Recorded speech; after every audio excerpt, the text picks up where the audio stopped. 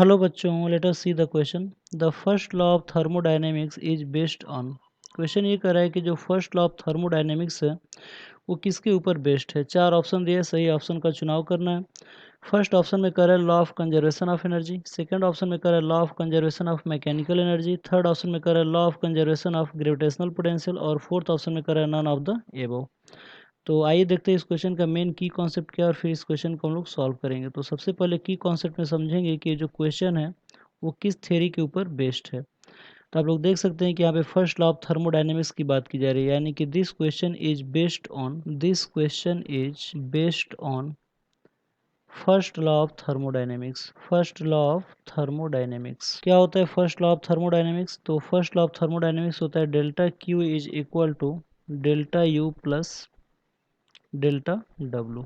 ठीक है, तो आइए देखते हैं कि सोल्यूशन वाले पार्ट में कि ये जो क्वेश्चन है उसका क्या आंसर होगा। तो सोल्यूशन में आप लोग देख सकते हैं कि जो फर्स्ट लॉ है थर्मोडायनेमिक्स का, उसका एक बहुत ही फेमस इक्वेशन है delta Q equal to delta U plus delta W.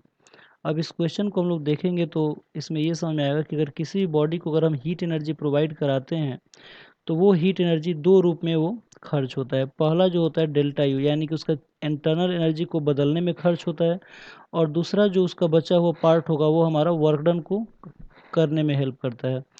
यानी कि अगर हम वर्क डन अगर यहाँ पे जीरो कर दें, डेल्टा डब्ल्यू अगर जीरो कर दें, मतलब कि हम ऐसा सिस्टम बना दें जिसपे हम हीट देने के बाद कोई वर्क डन ना हो, तो निश्चित रूप से जो भी हम हीट एनर्जी देंगे वो उसके इंटरनल एनर्जी में चेंज करने में क्या होगा, यूटिलाइज होगा।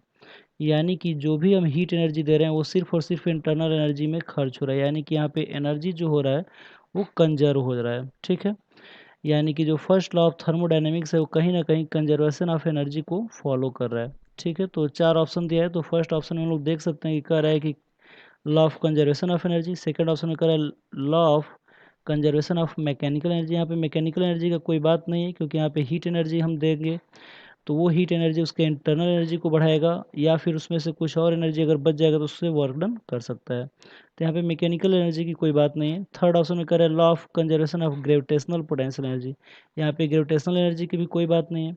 और फोर्थ ऑप्शन में कर रहे हैं नन ऑफ द एबव। तो निश्चित रूप से आप लोग समझ सकते हैं कि जो इस क्वेश्चन का जो राइट आंसर है वो हमारा क्वेश्चन ऑप्शन नंबर फर्स्ट होगा, law of conservation of energy.